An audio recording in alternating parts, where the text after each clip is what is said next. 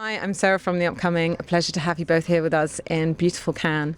Maybe you could begin with a brief introduction to your film. What can people expect if they watch it? And also tell us a bit about each of your characters. It's a story about the killing of Malik Ousekine by the police, the racism killing, the story about the killing of Malik Ousekine and Abdel Ben Yahya. My character, I play the father of Abdel Ben Yahya, who the police don't tell the truth because l'affaire de Malik Ousekine a déjà été médiatisée, qu'elle met mal en point l'État français parce que c'est un crime policier, raciste, et qu'il ne s'agit pas d'avoir deux crimes, un deuxième, comment on dirait, un deuxième scandale d'État. I play the character of the police guy who is in charge to be with and the family of Malik Ousekine and the family of Abdel Ben Yahya, and this guy is trying to hide things, even though he doesn't like it, he doesn't want it, but actually he's just a part of an institution which is bigger than him, so he has to obey. He's a coward. He's not the hero. He's not at all. And this guy, I think he fights with himself to have a self-conscious, but at the end, there's no. So I'm sorry, I'm saying just the end. I'm choosing everything, but that's the case, yeah. And of course, it's a dramatized version of real events from December 1986. Why do you think it was important to go back and retell this story, and why particularly now? I would say that Rashid wanted to tell this story because after this killing in Paris, with Malik Ousekine, he was killed by 3 policemen from a section of motorbikes. After this drama, after this tragedy, after this killing, this section was closed. And in 2018, with the Gilets jaunes in France, this section reopened. And I think that the fact that Rashid saw that motorbikes policeman in Paris was such a shock for him, and he doesn't want that to happen again. I think that was the beginning. That's what he told me, the beginning of his willing to make this movie. And do you think as well that things like events such as this, people who lived through it at the time, they will always remember it, but for the new generations, perhaps they're not familiar with the story. And like you say, unless you retell these stories, there's the risk that history can repeat itself. Que suite aux Gilets jaunes, les brigades, les voltigeurs sont réapparus et que c'était le déclencheur de son envie de faire ce film-là, je ne savais pas. Je suis content de l'apprendre et que ça ne recommence pas. Je suis encore... oui, j'imagine que c'est pour ces raisons-là. Ouais, c'est... It does kind of blend fact and fiction, and I believe he really went to great lengths to research what happened and incorporate all that. Did you also have to go through a process of research to understand what happened? Moi, je connaissais l'histoire de Malik Ousekine et je connaissais moins celle de Abdel Ben Yahya. Je la connaissais pas du tout. Donc une fois fort de ces informations-là, de cette histoire-là, de cette tragédie-là, il a fallu que j'incarne le père de Abdel Ben Yahya. Et c'est vrai que c'est étrange, c'est particulier de jouer le deuil, de jouer plus que le deuil, de jouer un père meurtri par la mort de son fils par la police, qui est torturé en fait. Il est torturé doublement parce que d'abord on lui dit pas ce qui se passe, ensuite on lui dit ce qui s'est passé. D'abord on lui dit pas que son fils est mort, ensuite on lui dit que son fils est mort, et ensuite on lui dit que son fils a été tué par la police et donc a été assassiné. Donc comment ça s'interprète ça, comment on joue, je sais pas en fait. On a beaucoup parlé avec Rachid, on a essayé de comprendre, j'imagine. Enfin, on sera toujours en deçà de la réalité d'un père endeuillé, parce que voilà. Mais c'est mystérieux comment on arrive le travail d'un acteur en fait. Comment on arrive à quelque chose, je sais pas. On glane des informations ça et là, on parle même avec son partenaire, ses partenaires. Il y a un travail un peu empirique de l'histoire.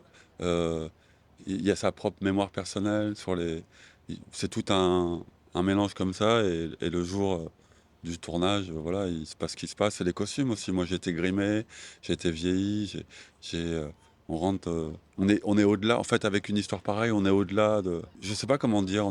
Je me rappelle sur le tournage, on était comme il y avait une sorte de communion, il y avait un calme, une sérénité incroyable, il y avait de la légèreté aussi, malgré tout ça. Et c'était comme si on faisait c'était un hommage en fait à ces garçons-là, à ces frangins. En tous les cas, moi, je l'ai vécu comme ça. No, just I agree with Samir. I didn't try to look at a lot of footage from that time because I remember that time. I was a young guy, but I remember it. And actually, my character is totally fictive. So I had to imagine what just happened, and I just had to. When I went into the set, when I saw the work that the set decorator made, the costume, as you said, and the makeup, you just have to feel.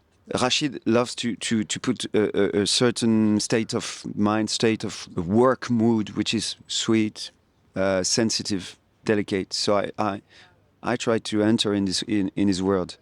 So yeah, it was at the present time.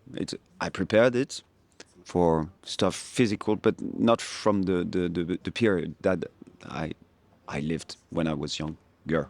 I guess we would hope that in this day and age, this kind of thing wouldn't happen. It feels like actually sometimes we're going backwards, and very, very recently what happened in the US with George Floyd killing suggests that this is still an issue. So what do you hope the impact of the film to be? And I think there's a line in the song that plays in the credits, remember your love for them, don't succumb to hate. Do you think also a message is that you also don't want to, for people to feel hateful, but also actually it's about coming together and working together to overcome things like racism?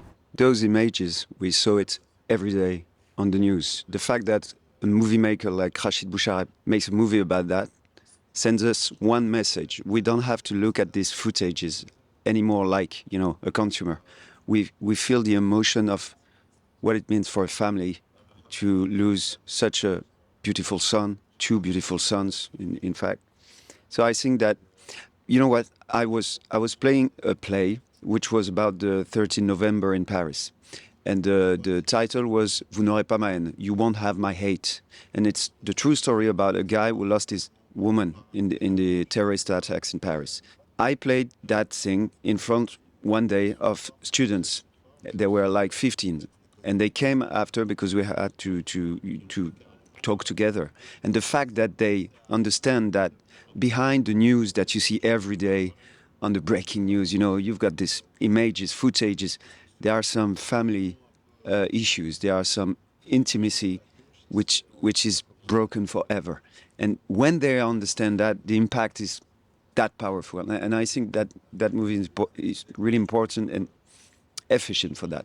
Oui, je rejoins ce que dit Raphaël, c'est vrai. Et puis, je trouve que l'occasion de remettre cette histoire tragique sur le tapis, pas justement par un autre crime, par un événement, enfin, pas par un autre assassinat, mais par un film, je trouve que c'est la meilleure manière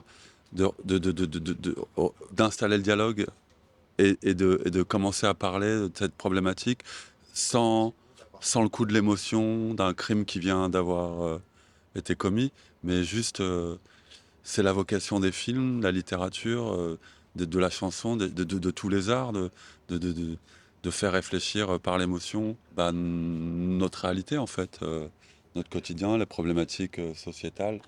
Et bien sûr qu'il a cette vocation-là, le film de Rachid, de mettre à plat, de dire voilà ce qui s'est passé, cette tragique histoire, comment on réfléchit ensemble. Ce film-là va germer chez chacun des spectateurs. Et après, je sais pas, c'est toujours le mystère d'une œuvre, comment elle impacte. Est-ce que c'est une goutte d'eau dans l'océan ou est-ce que c'est plus que ça? Nous, on espère que c'est plus que ça. That's fantastic. Thank you so much for sharing all that with me, and enjoy your time in Cannes. Thank you so much. Thank Cheers. you very much.